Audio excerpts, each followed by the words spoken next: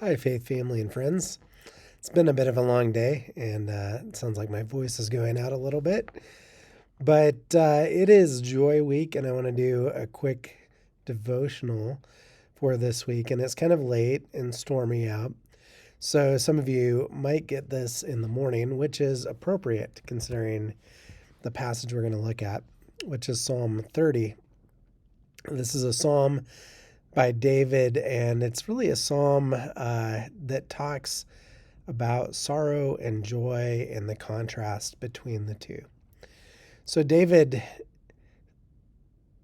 prays or sings this in Psalm 30. I will praise you, O Lord, for you lifted me up, and you did not allow my enemies to gloat over me. O Lord my God, I cried out to you, and you healed me. O Lord, you pulled me up from Sheol. You rescued me from among those descending to the grave. So then he gives instructions to the faithful. Sing to the Lord, you faithful followers of his. Give thanks to his holy name, for his anger lasts only a moment, or brief moment, and his good favor restores one life. One may experience sorrow during the night, but joy arrives in the morning. In my self-confidence, I said, I will never be shaken. O Lord, in your good favor, you made me secure. Then you rejected me, and I was terrified. To you, O Lord, I cried out. I begged the Lord for mercy. What profit is there in taking my life and my descending to the pit? Can the dust of the grave praise you? Can it declare your loyalty? Hear, O Lord, and have mercy on me. O Lord, deliver me. Then you turned my lament into dancing. You removed my sackcloth and covered me with joy. So now my heart will sing to you and not be silent. O Lord my God, I will always give thanks to you. So, some interesting things going on in this psalm. This is evidently reminiscing by David on a time when he felt like he was being thrown over to his enemies, like they were gloating over him, like he might even die. Some think that maybe he was wounded and dying due to his enemies. And yet he cried out to God, and God listened.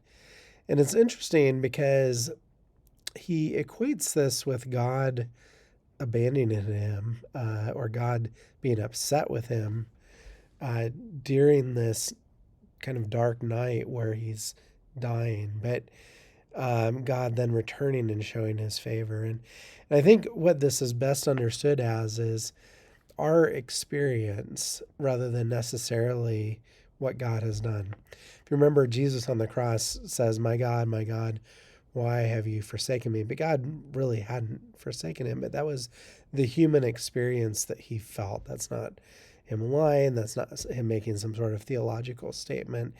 It's crying out from what you really feel. And there are some times in our life where we really feel cut off from God. That doesn't mean we necessarily are. And the reality is, what David turns to is this idea that God's favor restores him and lasts forever. There's security in God's favor. Even though in the moment it may not feel like that, it may feel like God is angry.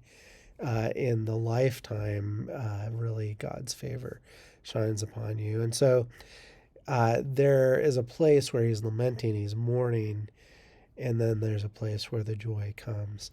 There's a time to be silent, there's a time to celebrate.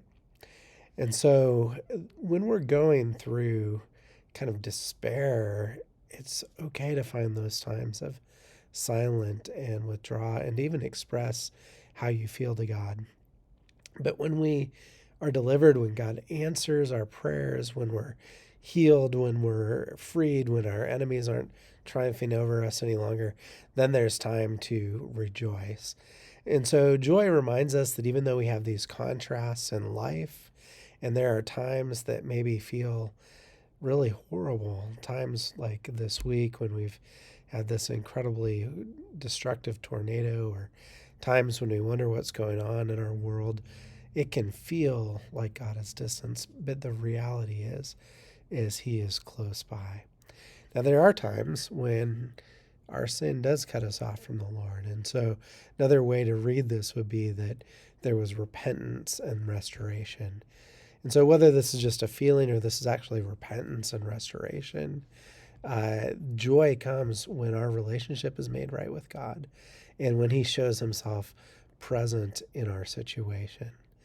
We know he's always there. We know he's there waiting for us to cry out to him. The New Testament says everyone who calls on the name of the Lord will be saved. And so if you don't get this tonight because of the wind warnings and thunderstorm warnings, maybe you'll see this in the morning, and maybe with that will come great joy. Well, God bless you. Know that I'm praying for you, and have a happy Advent. Hope to see you Sunday for the last Sunday of Advent. Joy in the morning.